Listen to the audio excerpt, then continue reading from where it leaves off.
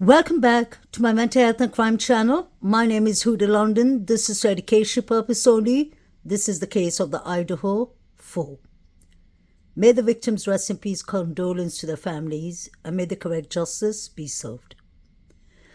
Today I'd like to focus on the couple, the two victims, Xana Kernodle and Ethan Chapin. I've always believed that it was two separate incidents, separate targets, and separate motives.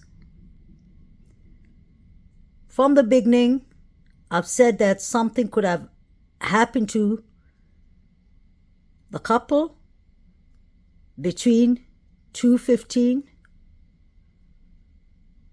to 2:30. The reason I say that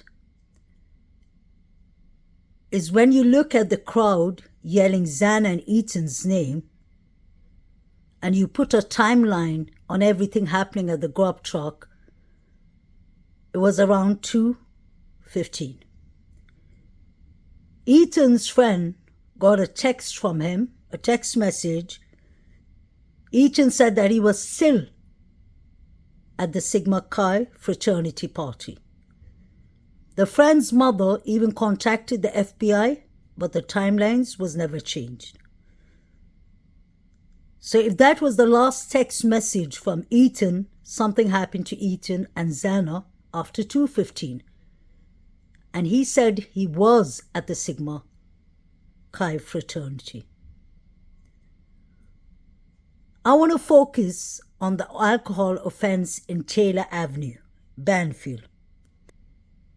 Let me make one thing clear. None of us know actually what happened to these four victims because of the gag order. There's been a lot of rumors, theories, speculations. And my theory is that the Taylor Avenue, Banfield alcohol offense stop was a distraction because the undercover cops were at Banfield. We saw Saeed watching some disturbing pictures at the Banfield. I've seen Joe Vito watching disturbing pictures at the grub truck. And I believe that was all in relations to the couple. Was there a fight? What happened to Ethan and Xana? Xana's father said that she was at home at midnight. Could Xana have left at midnight and gone to the party? Or could Xana have been just calming her father down by saying that she's fine? I wonder who made the call at 3:01 for the alcohol offense. Who called in? Those three boys and Saeed didn't look like they were intoxicated or drunk. So what was that call about? I've always said that was a distraction, in my opinion. And call logs are public record. Anybody can see them, and rightly so, because taxpayers pay for that work product. And now some eagle-eyed followers of the Idaho quadruple murder case have picked up on one particular item from the police on the night that the four college kids were murdered. In fact, the incident in question happened at almost exactly the same time as the killings. I'm going to read to you what the police blotter actually says. Quote, there was an alcohol offense reported at 3:01 a.m. on November 13th, and that's the last night the kids were alive. The location, a field on Taylor Avenue. You can see it there. Band. It's called Band Field. So that is not far from the Sigma Chi frat house where two of the victims, Xana Kernodle and Ethan Chapin, spent a lot of their evening earlier on that night. The police timeline puts them at the Sigma Chi party from 8 to 9 p.m. But then there's a big 4-hour and 45-minute black hole where nobody knows, or nobody's saying anyway, where Ethan and Xana were between 9 p.m. until they got home at 1:45 a.m. So our Brian Enton joins me live again, and we're also joined by Gemma Gaudet, who's the host of Idaho Matters on Boise State Public Radio. Thank you to both. Okay, Brian, I'm going to begin with you. The big question is, what do we know about that very strange police call at 3:01 a.m.? Well, we don't know much more than what you just said, Ashley. It was in the police blotter 301, had something to do with alcohol. Police did take down a report, although we haven't been able to get that report at this point. This is the field behind me where the call was made, the big white field right there. That's the frat house you just talked about. You can see with the Christmas lights, and it's all very, very close to the house where the murders happened. I don't know if you're able to, but if you and your photographer Mo could sort of walk me that way, because as I understand it, you might actually be able to walk me at least part or all of the way from where you are to the home where the victims lived. Yeah, we can walk you there. Again, frat house, field. This is like an apartment complex parking lot that we're in, and we'll walk you back, Ashley. And I've been telling you the last couple of days, there's it's a dense area. You know, when you just look at the shot of the house, you don't realize that all of these houses and apartment buildings are around. This is like a little walkway that the students use to get down to the frat houses. And we'll just walk up here. Be careful, Mo, because it's a little slippery. It's been snowing nonstop pretty much all day. Just looks like it let up a little bit. So we go up these steps here.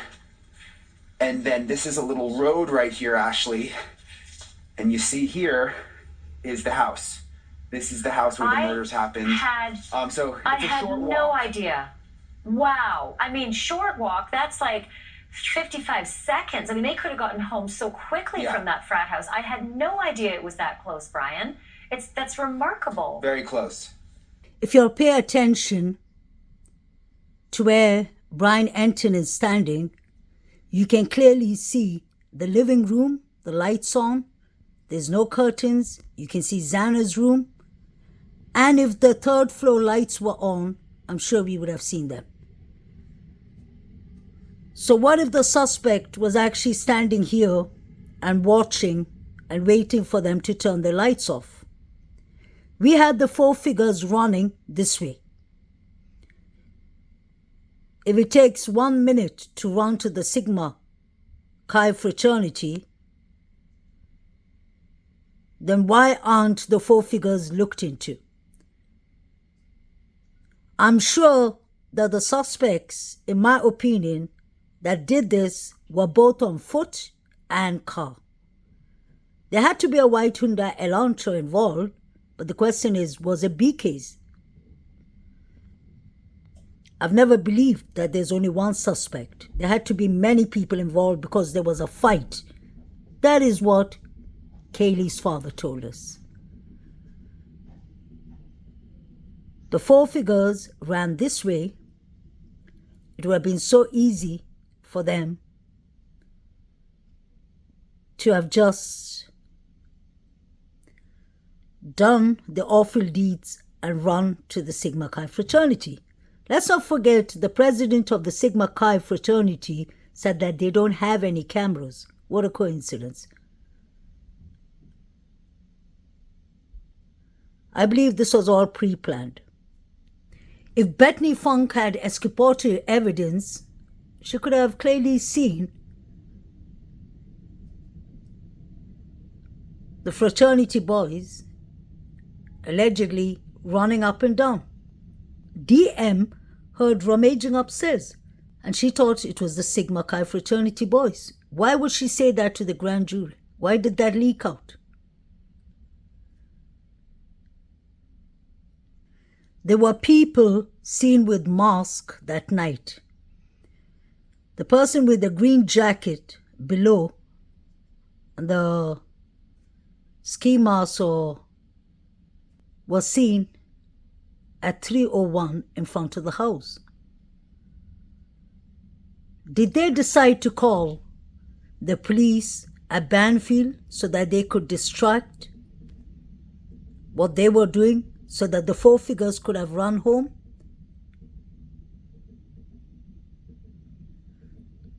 The person with the pink mask allegedly, I'm not sure, it's been said that it's DM, and I've seen her in pictures with that same mask. But the question is, which of these people or which person could have been involved. This person with the mask was seen. It says pause to read. The term GeoSnap is a Snapchat setting that allows location to be untraceable. So these people were using GeoSnap. And this was early in the morning that this picture was taken.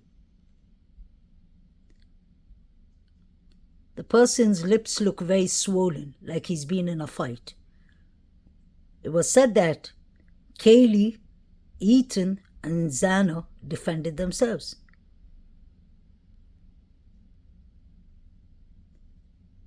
Allegedly.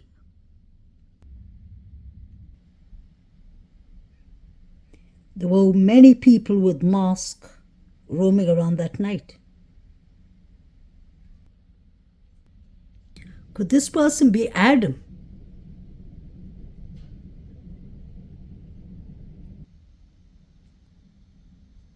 Trigger warning. So the Sigma Chi fraternity do have K-bars. I don't even want to read what's written down says. That's how disgusting these people are, but just watch. All of these people have K-bars. Pay attention to how many of them are carrying K-bars. This is for fair use purpose. It's from Euphoric, I think a TikTok channel. These people are quite good with axes, axe throwing and such things. I've heard that Jack D is good in it too. Wow, imagine he's balancing that on his chin. And if it falls off, it'll go directly into places it's not supposed to. Report claims the two roommates who survived the massacre were awake and texting each other while their four friends were stabbed to death one by one. This new revelation reportedly coming from grand jurors on the case and leaked to family members. Now, the only suspect, Brian Koberger, is still awaiting trial. According to the probable cause filing, one surviving roommate says she witnessed the killer, described as having, quote, bushy eyebrows, walking past her and then out of the home. Prosecutors say they do have Koberger's DNA found on a knife sheath left under one of the victims, and the judge has entered a not guilty plea on Koberger's behalf. Let's bring in Misty Maris, legal analyst and trial attorney. Misty, thank you so much for your time. So this is a new twist. It allegedly comes from grand jurors in the case, but no one is going on record. What was your initial reaction to this potential bombshell? As far as this is concerned, it's really difficult to verify whether this information is actually true. So let's go through a little bit of the history of the case. When the news first broke about this terrible, tragic killing, we learned that there were two roommates who survived the attacks who were in the house at the time. Now, at first we heard that they were both asleep. They didn't wake up till the following day. Then hits the probable cause affidavit. Well, the story begins to change. One of the roommates now had this encounter where she sees the assailant in the house that evening. So this is a dramatic change from the information that was set forth in that probable cause affidavit, if it were in fact the case that the two roommates were awake and texting during that time. So coming back to Ethan and Xana, this was the text on Facebook that was left by the mother of Ethan's friend. She said, "This is so hard to watch. Ethan texted my son at 2 a.m. and he's almost positive they were still at the Sigma Chi at that time. Based on what the text said, that wouldn't put them at the house until at least 2:10 to 2:15. My son called the tip line and reported this days ago, but they are still saying that they think Ethan and Xana were at the house at 1:45. And she said, it's frustrating. Yes, it's frustrating. Because if somebody, her son, saw Ethan at 2:10, he texted him and he said he was at the Sigma Chi. Why aren't they changing the timelines? I personally believe something happened to Ethan and Xana around 2 to 2:20 a.m. Like Ethan's mother said, 2 a.m. is the hardest time for us, for her family. What happened at 2 a.m.? Let's not forget, Ethan has a twin brother, a triplet, called Hunter. I'm sure Hunter would have called his parents, no matter what timing it was. You would call your parents to say that your brother's gone, that something's happening. Or if he didn't call his parents, I'm sure he spoke to them the next day. So I will go by the timeline of Stacy Chapin. Stacy said that 2 a.m. is the hardest time for family. And then we have the second mother saying that her son got a text from Ethan. Obviously, she's not going to mention her son's name, but it was a Sigma Chi fraternity boy. Was Ethan and Xana attacked? At home?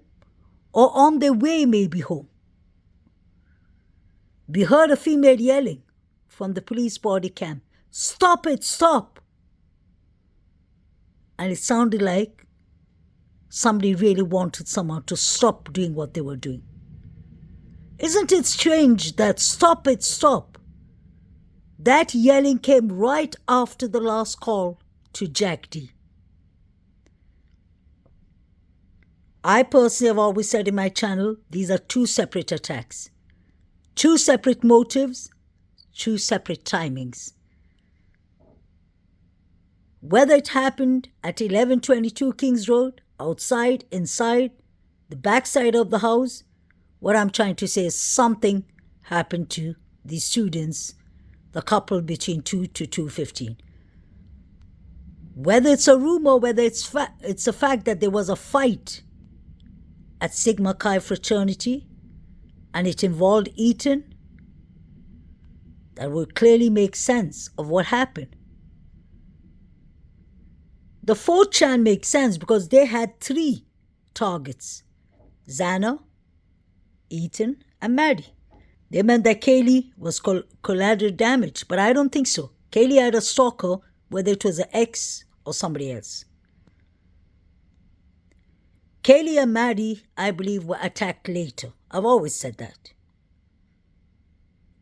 I believe they were actually alive right up to 2:52. When they made that last call to Jack D, something happened to the girls. I'm not saying that Jack D is involved, but I'm just saying Jack D needs to explain himself. And I believe that the dog Murphy was taken out of the house while the crimes were happening. And he was placed back in the room right before the police were called. If that makes sense. Because that is the only explanation to why Murphy didn't have any forensic evidence on him. He didn't have any red liquid, nothing. And that makes me believe it's somebody who knew Murphy, who loves Murphy, who didn't hurt the dog. If it was BK, and if BK felt threatened, wouldn't he finish the whole house? He already deleted 4 people. He wouldn't want a dog barking, and he wouldn't want Dylan testifying. If Dylan saw him, according to her, let's not forget Dylan said that she was dreaming. She wasn't sure if she was dreaming or if she was seeing things. So did she actually see BK? Did she see someone with bushy eyebrows? Because I don't think she was in her head wasn't in a normal space, in the right place. This is an unreliable witness.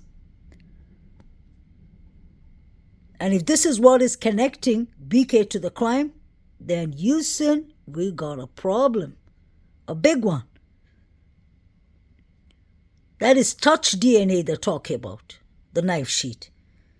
You've had many people, many students inside the crime scene. Multiple people were calling 911. Where's the 911? call on a gag order. I think because it's going to expose everything. I believe the motive of the unlivings of Eaton and Zano were definitely from the fraternities. The frat boys had problems with Eaton, and Zano wouldn't take that, I believe. And I really believe the theory of Hoodie Guy. It's been said that Hoodie Guy was out for Eaton because Eaton got him kicked out of his frat. And he was out for Kaylee because she got him kicked out of the corner club. Why aren't they focused on Hoodie Guy when he has a criminal record? Why aren't they focused on Hoodie Guy when he was the last person to see Maddie and Kaylee alive? He was upset that they left, and he passed a threat. He said, you know we're going to get you for that, Maddie. Why are they ignoring the facts? I'm not accusing people in the grub truck, but the grub truck and the Banfield boys are caring, especially the grub truck boys. It's easy to see when somebody's carrying weapons, and they're carrying KNIVS, machetes on top of that. 2:58 in the morning, and this is what Saeed is watching. I really want to know what Saeed is watching. I've exposed this from the very beginning of the case. Saeed, what are you watching? And why doesn't your hands look right? Who's the person with the mask? Kaylee sitting on the sitting position on the bed. I've mentioned that plenty of times in the beginning. Many people actually criticized me for that and said I was imagining. Until Kaylee's father came, Steve, and said Kaylee was found in the sitting position. Now this is not my device. It is Saeed carrying an iPhone or something. Pay attention to what he's watching. We cannot ignore this and say we haven't seen it. I wish I could unsee this, but I can't. The first time when I found that, I went directly and zoomed in because I thought, how could a person be standing and talking to cops and watching his mobile? We have a young man there with one glove. Pay attention. He has on just one glove. Let me zoom in. Wasn't there one glove found on the crime scene? These four need to be checked into, and everyone in the grub truck.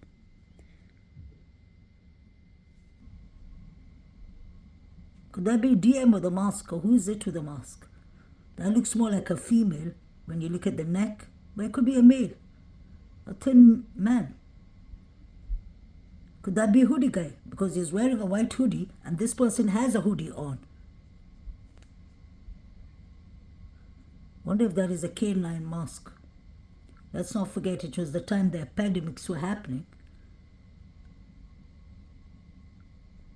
Was he watching it on G or Snap?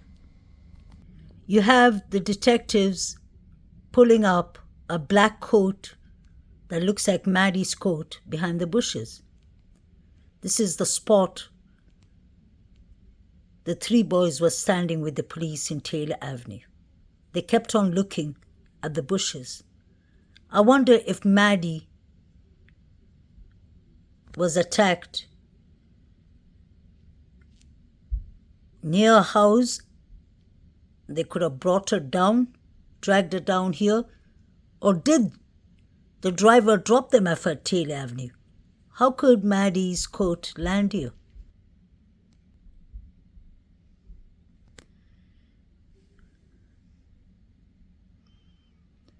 They were upstairs searching for something, but the Banfield boys, whatever they threw, they must have taken it with them. Why were these cops standing here? They came here for a reason.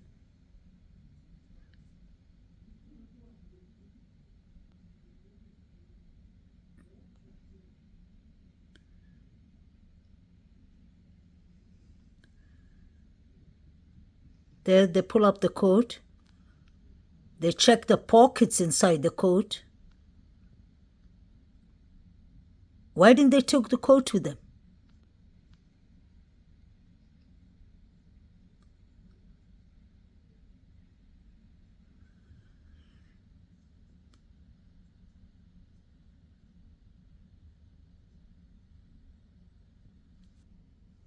They threw it. Were they actually police? Why would a police take a coat, check the pockets and throw it back when they know that there are 4 victims who were just deleted? Wouldn't you want to take each and every piece of evidence, bag it, take it with you, and if it's nothing, throw it away? But they didn't do that. Saeed is watching something or someone with a mask, and there are many other people there. Looks like there are 3 people sitting down or standing. Someone with long hair. Was he watching all this on GeoSnap? Chat. Another picture Saeed is watching on his phone. I know they're blurry, but I really believe they mean something. Why would you be watching all these pictures in front of the cops? Look at these pictures. And look at Saeed's hand. Who's the person with the mask? Could that be Hoodie guy or Biki? Kaylee's clearly sitting on the bed. I should have said trigger warning, guys. Sorry. This is what happens when I zoom in. You can clearly see. Is it Ethan and Zan, I wonder?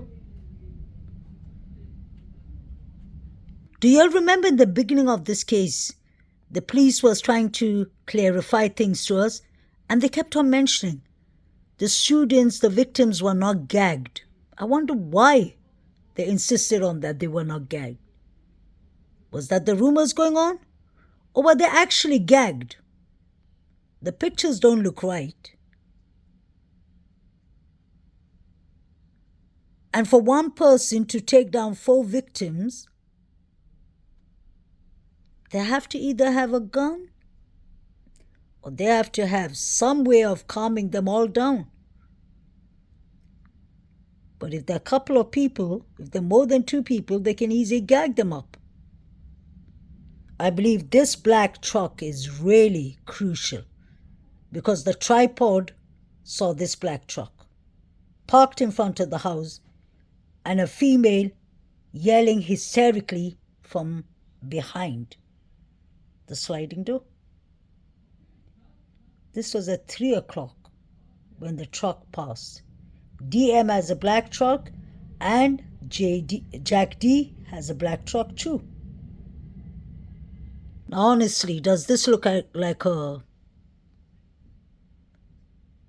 alcohol stop that these 3 are intoxicated? They're not intoxicated at all. Look at the eyes.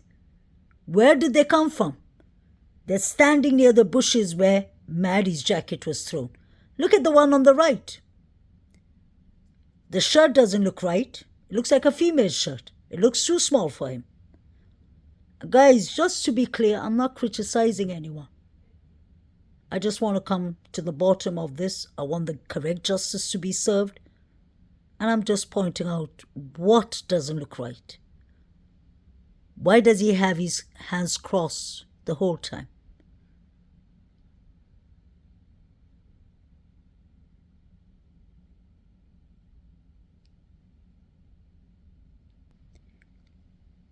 The guy on the right has Vans shoes on, and so does Saeed. They're watching their Snapchats now.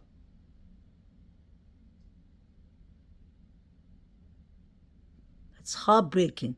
Something was actually happening the minute they were watching these pictures. Somebody was there slaughtering, hate to say the word, these poor students, these poor victims.